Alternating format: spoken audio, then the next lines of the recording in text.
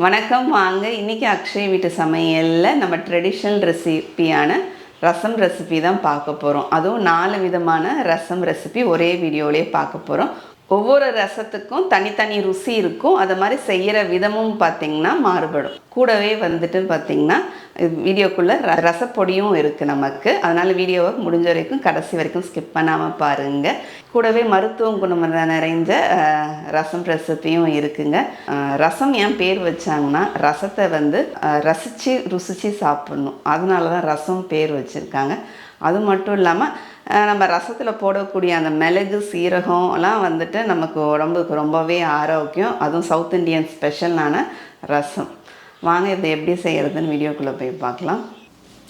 இப்போ first lemon ரசம் பார்த்துடலாங்க. அதுக்கு ஒரு தக்காளி பழத்தை எடுத்திருக்கேன். இந்த சைஸில் ஒரு தக்காளி பழம் எடுத்து நம்ம தக்காளி பழத்தை கட் பண்ணிக்கலாம். நான் இந்த தக்காளி பழத்தில் இந்த வெள்ளை பகுதியை எடுத்துகிட்டு தாங்க போடுவேன். உங்களுக்கு எப்படி விருப்பமோ அதை மாதிரி சேர்த்துக்குங்க. இப்போ தக்காளி பழத்தை ஒரு கடாயில் சேர்த்துருக்கேன். சேர்த்துட்டு அதில் கொஞ்சமாக தக்காளி பழமும் நமக்கு முழுகிற அளவுக்கு தண்ணி சேர்த்துடலாம்.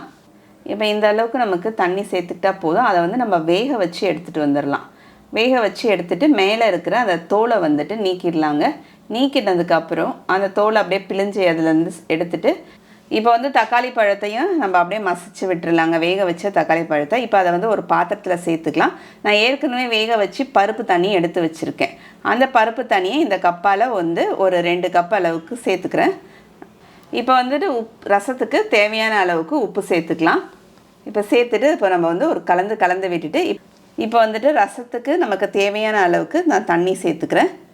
இப்போ ஸ்டவ்வில் ஒரு கடாய் வச்சுருக்கேன். கடாயில் கொஞ்சமாக நல்லெண்ணெய் சேர்த்துக்கலாம் ரசத்துக்கு. ஏன்னா லெமன் ரசம்னு சொன்னேன் இல்லைங்களா, அதனால் நல்லெண்ணெய் சேர்த்துக்கலாம். கட்டி பெருங்காயம் 2 துண்டு சேர்த்துருக்கேன். சேர்த்துட்டு இதில் ஒரு அரை ஸ்பூன் அளவுக்கு கடுகு சேர்த்துக்கிறேன். கடுகு நமக்கு பொரிஞ்சிட்டே இருக்கும்போது இதில் ஒரு 1/4 ஸ்பூன் அளவுக்கு சீரகம், ஒரு 10 போல் வெந்தயம், கொஞ்சமாக கருவேப்பிலை, அப்புறமா லெமன் ரசம்ன்றதுனால இஞ்சி சேர்த்துருக்கேன். கூடவே கொஞ்சமாக பச்சை மிளகா, காஞ்ச மிளகா 2 மிளகாவும் சேர்த்துக்கலாம். இப்போ ரசப்பொடி 1 ஸ்பூன் அளவுக்கு நான் சேர்த்துருக்கேன். இந்த ரசப்பொடி எப்படி ரெடி பண்ணுறதுன்றது வீடியோ பார்த்திங்கன்னா நமக்கு பின்னாடி வந்துக்கிட்டே இருக்குது. இப்போ ரசப்பொடியும் நம்ம சேர்த்துட்டு இப்போ நல்லா ஃப்ளேம் ஸ்லோவில் தான் இருக்குது. அதிலே ஒரு கலந்து விட்டுறலாம். கலந்து விட்டுட்டு இப்போ நம்ம கரைச்சி வச்சுருக்கிற தண்ணியை சேர்த்துடலாங்க. இந்த ரசத்துக்கு பூண்டு சேர்க்க மாட்டோம். லெமன் ரசம்ன்றதுனால இஞ்சி துருவல் தான் சேர்த்துருப்பேன். இப்போ நம்ம இந்த சைஸில் ஒரு லெமன் எடுத்துகிட்டு இப்போ ஒரு வடிகட்டி வச்சுட்டு நம்ம எந்த பாத்திரத்தில் ரசத்தை ஊற்ற போகிறோமோ அந்த பாத்திரத்தில் நம்ம டைரெக்டாக லெமனை பிழிஞ்சு எடுத்துக்கலாம். லெமனை நம்ம அடுப்பில் இருக்கும்போதுட்டு லெமன் சேர்க்கக்கூடாது. அதுக்கு தான் நம்ம எந்த பாத்திரத்தில் ஊற்ற போகிறோமோ அதில் லெமன் புழிஞ்சிருக்கலாம். மேலே நுரக்கட்டி லேசாக ஒரு கொதி இப்படியே வரும்போது நம்ம ரசத்தை எடுத்து நம்ம லெமன் புழிஞ்சு வச்சுருக்கிற அந்த பாத்திரத்தில் சேர்த்துடலாங்க. கொஞ்சமாக கொத்தமல்லி தழையை நம்ம தூவிடலாங்க. இப்போ உடனே தட்டு போட்டு ரசம் மூடி வச்சிடணும். அப்போ தான் ரசத்தோடைய ஃப்ளேவர் நமக்கு வெளியில் போகாமல் இருக்கும்னு பெரியவங்க சொன்னது. இந்த லெமன் ரசம் ரொம்ப விட்டமின் சி அதிகமாக இருக்குது. இந்த மாதிரி கீரை சம்மந்தப்பட்ட நம்ம ஏதாவது சாப்பிட்றோம்னா அப்போ இந்த லெமன் ரசம் வச்சுட்டிங்கன்னா உங்களுக்கு விட்டமின் சியும் கிடச்ச மாதிரி இருக்கும். கீரையில் அயன் இருக்கிறதுனால அயன் அப்சர்வேஷனும் நமக்கு உடம்புல சேர்ந்த போல் இருக்கும். இப்போ அடுத்தது தேங்காய் பால் ரசம் எப்படி செய்கிறதுன்னு பார்க்க போகிறோம். அதுக்கு ஸ்டவ்வில் ஒரு பேன் எடுத்து வச்சுருக்கேன். தேங்காய் பால் ரசத்துக்கு ஒரு மசாலா அரைக்கணும். 1 ஸ்பூன் அளவுக்கு தனியா, ஒரு அரை ஸ்பூன் அளவுக்கு மிளகு, ஒரு அரை ஸ்பூன் சீரகம், இதெல்லாம் அப்படியே லேசாக வறுப்பட்டுட்டே இருக்கும்போதுட்டு இது கூடவே ஒரு சின்ன துண்டு பட்டை. என்னடா அது குருமாவுக்கு மசாலா அரைக்கிற மாதிரி பட்டையெல்லாம் வருது, கிராம்பு, அதுக்கு ஒரு 4 கிராம்புங்க, அதுக்கப்புறம் ஒரே ஒரு ஏலக்காய் வருதுன்னு பார்த்திங்கன்னா இந்த பொள்ளாச்சி சைடுக்குலாம் பார்த்திங்கன்னா இந்த மாதிரி தேங்காய் பால் ரசத்தை மசாலா சேர்த்து தான் அரைப்பாங்க. எங்கள் வீட்டுக்காருக்கு இந்த மாதிரி மசாலா சேர்த்து அரைக்கிற தேங்காய் பால் ரசம் ரொம்ப பிடிக்கும். ஒரே ஒரு வரமிளகாவும் சேர்த்துருக்கேன் காரத்துக்கு. இது கூடவே கருவேப்பிலை ஒரு இனுக்கு கூட ஒரு 1/4 ஸ்பூன் அளவுக்கு சோம்பும் சேர்த்துக்கலாங்க.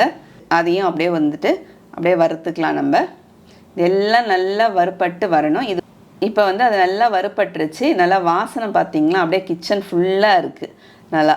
இப்போ இதெல்லாம் வறுத்ததுக்கப்புறம் இது கூட ஒரு 10 போல் சின்ன வெங்காயம், ஒரு 3 பல் பூண்டு, இதை நம்ம தட்டி எடுத்துக்கலாம்.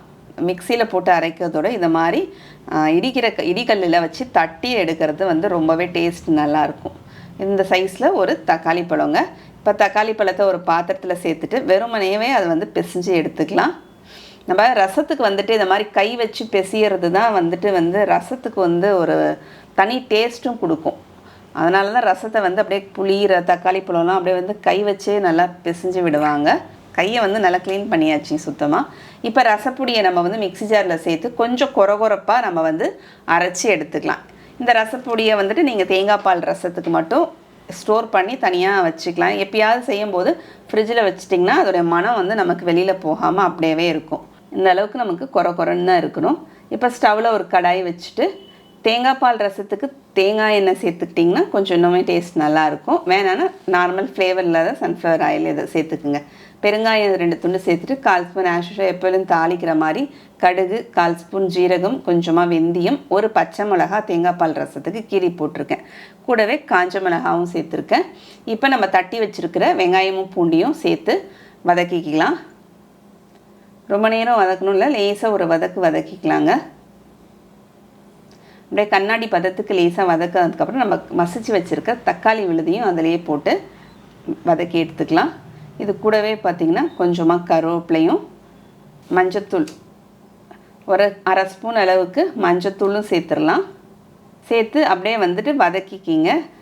இதுக்கு உப்பு நமக்கு ரசத்துக்கு எந்த அளவுக்கு உப்பு வேணுமோ அந்த அளவுக்கு உப்பும் சேர்த்துடலாங்க.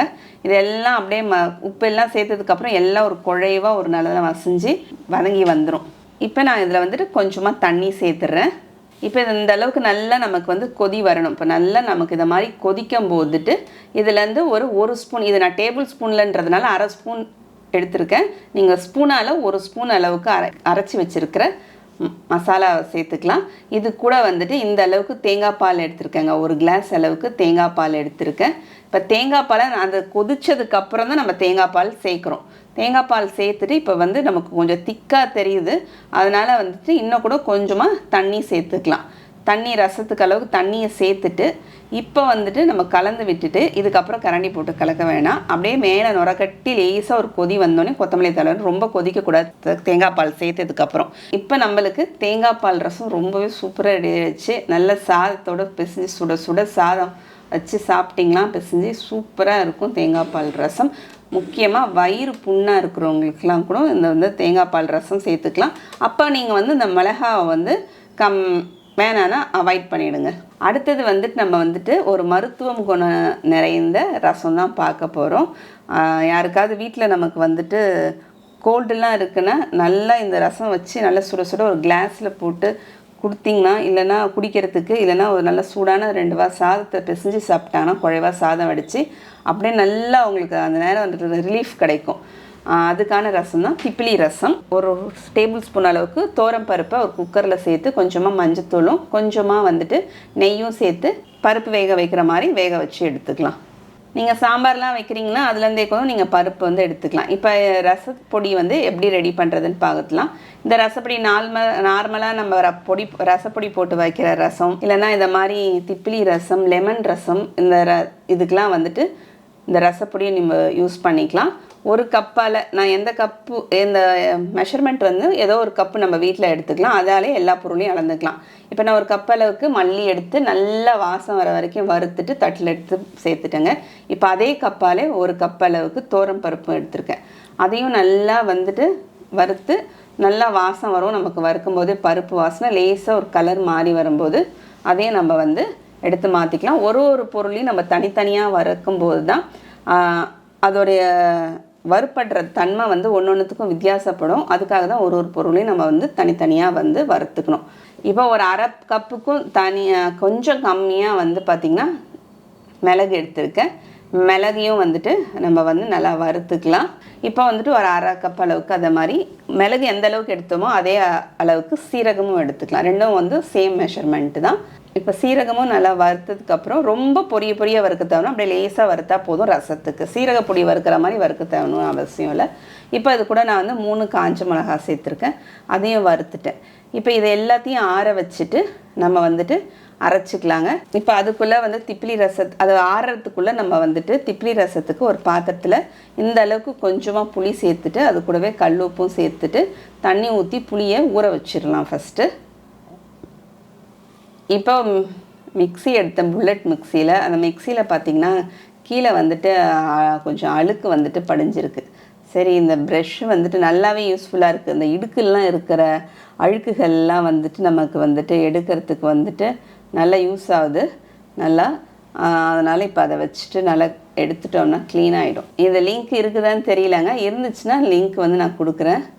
இது கூட இந்த ஒரு ப்ரெஷ் மட்டும் இல்லை, ஒரு 2-3 அட்டாச்சோடு தான் வரும் நமக்கு. இப்போ வந்துட்டு நம்ம நல்லா ஆறினதுக்கப்புறம் பார்த்திங்கன்னா நம்ம வந்து ரசப்பொடியை மிக்ஸி ஜாரில் சேர்த்துடலாம்.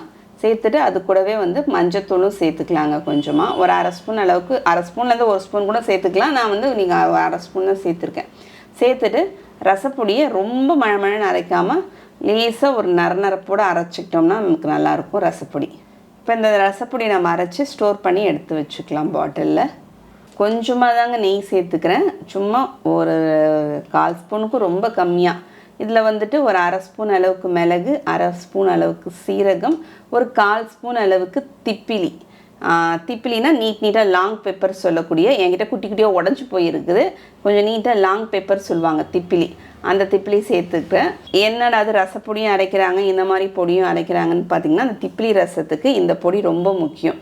ஒரே ஒரு பூண்டு மட்டும் சேர்த்துக்கலாம். பூண்டு வந்து அதிகமாக சேர்க்க வேண்டாம், திப்பிலியோடைய ஃப்ளேவர் வந்து நமக்கு வந்து அதிகமாக இருக்கணும். இல்லைனா பூண்டுடைய ஃப்ளேவர் தான் நமக்கு ரொம்ப டாமினேட் ஆகும். அதனால் பூண்டு வந்து கொஞ்சமாக சேர்த்துக்கலாம். இதை வந்து வறுத்துட்டு தனியாக அப்படியே எடுத்து வச்சிடலாங்க. இப்போ தண்ணியை நம்ம கரைச்சி வச்சுருக்கோம், அதில் வந்து ஒரு தக்காளி பழம் சேர்த்துட்றேன். சேர்த்துட்டு நல்லா மசிச்சு விட்டுறலாம். மோஸ்ட்டாக நம்ம எல்லா ரசத்துக்கும் பார்த்திங்கன்னா புளியும் தக்காளி பழம் மசிப்போம். இப்போ வேக வச்ச பருப்பு தண்ணியை 1 கப் அளவுக்கு நான் பருப்பு சேர்த்துக்கிறேன். இதுக்கு ரசத்துக்கு தண்ணியும் சேர்த்துட்றேன் இது கூடவே. இப்போ நம்ம அரைச்சி வச்சுருக்கிற ரசப்பொடியில் இருந்துட்டு இந்த ஸ்பூனால் 1 ஸ்பூன் அளவுக்கு ரசப்பொடி சேர்த்துட்றேங்க. இப்போ ஸ்டவ்வில் ஒரு பேன் எடுத்து வச்சுட்டு நம்ம கரைச்சி ரெடி பண்ணி வச்சுருக்கிற இந்த ரசத்தை வந்துட்டு அப்படியே சேர்த்துடலாங்க. இது கூடவே வந்து பச்சையாக கருவேப்பிலையும் அப்படியே கொஞ்சமாக கிள்ளி போட்டுடலாம். இப்போ நம்ம வறுத்து வச்சுருக்கிறத இந்த மாதிரி இடிக்கல்லில் போட்டு இடிக்கணும். ஃப்ரெஷ்ஷாக அப்படியே அரைச்சி இந்த ரசத்துக்கு இடித்தோம்னா தான் அது ஒரு வாசம் வந்து, அந்த திப்பிலி வாசம் வந்து ரொம்பவே நல்லா அருமையாக இருக்கும். அது இடித்து சேர்க்கும் போது தான் அதோடய ஃப்ளேவர் வந்து நமக்கு ரொம்பவே நல்லாயிருக்கும். இப்போ ரசம் வந்துட்டு நமக்கு இப்படி கொதிக்குதேன்னு பார்த்தீங்கன்னா, தாளிச்சதுக்கப்புறம் தான் இந்த மாதிரி நல்லா கொதிக்கக்கூடாது. நம்ம தாளிக்கிறதுக்கு முன்னாடியே அது நல்லா கொதிக்கலாம். இப்போ வந்துட்டு தாளிக்கிறதுக்கு அந்த சைடு வந்துட்டு ஒரு பேன் வச்சுருக்கேன். அதுக்குள்ளே வந்து நம்ம இடித்ததை இதில் சேர்த்துடலாங்க. சேர்த்துட்டு ஒரு கலந்து விட்டு அப்படியே லோ ஃப்ளேம்லேயே இருக்கட்டும். ஏற்கனவே நல்லா கொதிச்சு வச்சு நமக்கு அதான் ஃப்ளேம் கம்மி பண்ணிவிட்டு அங்கே ஸ்டவ்வில் எப்பயும் போல் கடுகு, சீரகம், வெந்தயம், காஞ்ச மிளகா, அப்புறம் கொஞ்சமாக கருவேப்பிலை, பெருங்காயம் இதெல்லாம் தாளித்து நம்ம வந்துட்டு சேர்த்துட்டோம். சேர்த்ததுக்கப்புறம் வந்துட்டு நம்ம வந்துட்டு அப்படியே நேசாக மேலே நுர கட்டும் போது ஸ்டவ் ஆஃப் பண்ணிட வேண்டியதான், கொத்தமல்லி தழை போட்டு. இப்போ ரொம்பவே மருத்துவம் குணம் நிறைஞ்ச திப்பிலி ரசம் நமக்கு ரெடி ஆகிடுச்சிங்க. சளி தொந்தரவுலாம் இருக்கும்போது நல்லா இருக்கும் நமக்கு எதமாக. இப்போ அடுத்தது வந்து பார்த்திங்கன்னா அரைச்சி விட்ட ரசம். அரைச்சி விட்ட ரசத்துக்கு இந்தளவுக்கு புளியும் இந்தளவுக்கு கல் உப்பும் எடுத்துகிட்டு நான் தண்ணி சேர்த்துடலாம். உங்களுக்கு அவசரமாக ரசம் வச்சே ஆகணும்னா நல்லா சுட தண்ணி ஊற்றிங்கன்னா டக்குன்னு ஒரு 5 நிமிஷம் 10 நிமிஷத்தில் நமக்கு வந்து புளி ஊறிடும். இல்லைன்னா பச்சை தண்ணி கூட சேர்த்துக்கலாம் டைம் இருக்குன்னா. இப்போ வந்து புளி ஊறினதுக்கப்புறம் புளியை வந்துட்டு நல்லா கரைச்சி வடிகட்டி எடுத்துக்கலாங்க. ஏன்னா புளி எப்பயுமே நம்ம கரைச்சி வடிகட்டி எடுத்துக்கிறது நல்லது. ஏன்னா அதில் அடியில் வந்துட்டு நமக்கு வந்துட்டு அந்த கசடு, புளியோடைய ஓடு, அந்த கசடுலாம் இருக்கும். அதனால் வடிகட்டுறது நல்லது. இப்போ இந்தளவுக்கு தக்காளி பழத்தை எடுத்துகிட்டு கட் பண்ணிவிட்டு நம்ம வந்துட்டு கரைச்சி விட்டுக்கலாம். ரசப்பொடி இல்லாத நேரத்தில் நமக்கு ரசம் வைக்கணும். இந்த மாதிரி அரைச்சி விட்ட ரசம் வந்துட்டு ரொம்பவே இருக்கும். இந்த அரைச்சி விட்ட ரசம் ஃப்ரெஷ்ஷாக நம்ம வந்து அரைச்சி சேர்க்கும் போது பார்த்திங்கன்னா டேஸ்ட் இன்னும் ரொம்பவே சூப்பராக இருக்கும். இதில் கொஞ்சமாக மஞ்சத்தூள் போட்டு வச்சுருவேன். ஒரு மிக்ஸி ஜாரில் இந்த நான் வைக்கிற ரசத்துக்கு தகுந்த மாதிரி குவான்டிட்டி சேர்க்குறேங்க. 2 ஸ்பூன் அளவுக்கு மல்லி, 1 ஸ்பூன் மிளகு, 1 ஸ்பூன் சீரகம், ஒரு 10 தழை போல் கருவேப்பிலையும், ஒரு 4-5 பல்லு பூண்டு இதெல்லாம் சேர்த்து நம்ம நல்லா ஓட்டி ஒரு கொரகொரப்பாக தண்ணிலாம் சேர்க்க வேணால், வெறுமனே ஓட்டினாவே நல்லா ஒரு கொரகொரப்பாக இருக்கும். இதை மாதிரி எடுத்துகிட்டு வந்துடலாம். இப்போ வந்துட்டு இதை நம்ம வந்துட்டு நம்ம புளிக்கு தண்ணி கூடயே சேர்த்துடலாம். சேர்த்துட்டு மிக்ஸி ஜாரில் கொஞ்சமாக தண்ணி சேர்த்து மிக்ஸியை கழுவி அதிலே சேர்த்துடலாங்க. இப்போ ஸ்டவ்வில் ஒரு கடாய் வச்சுருக்கேன், பேன் வச்சுருக்கேன். அதில் கொஞ்சமாக எண்ணெய் சேர்த்துடலாம். இந்த ரசம் நீங்கள் வெறுமனே சுட சுட ஊற்றி கிளாஸில் குடிச்சிங்கன்னா அவ்வளோ சூப்பராக இருக்கும். எப்பயும் தாளிக்கிற மாதிரி கடுகு, சீரகம், வெந்தயம், காஞ்ச மிளகாய், கருவேப்பிலை, பெருங்காயம் எல்லாம் தாளித்து ரசத்தை அதில் சேர்த்துடலாம். ரசத்தை சேர்த்ததுக்கப்புறம் நமக்கு அப்படியே கொத்தமல்லி தலையை பாத்திரத்தில் நான் கொஞ்சமாக போட்டு வச்சுடுறேன். இப்போ அப்படியே லேசாக நுரகட்டி அப்புறம் ஒரு கொதி வந்ததுக்கப்புறம் பாத்திரத்தில் ஊற்றிடலாங்க. ஊற்றிட்டு கொஞ்சமாக தண்ணி சேர்த்து ஊற்றிட்டோம்னா நமக்கு நல்லா மணக்க அரைச்சி விட்ட ரசம் ரெடி. நீங்களும் இந்த மாதிரி செஞ்சு பாருங்கள். செஞ்சு பார்த்துட்டு எப்படின்னு கமெண்ட்டில் சொல்லுங்கள். அடுத்த வீடியோவில் பார்க்கலாம். தேங்க்யூ.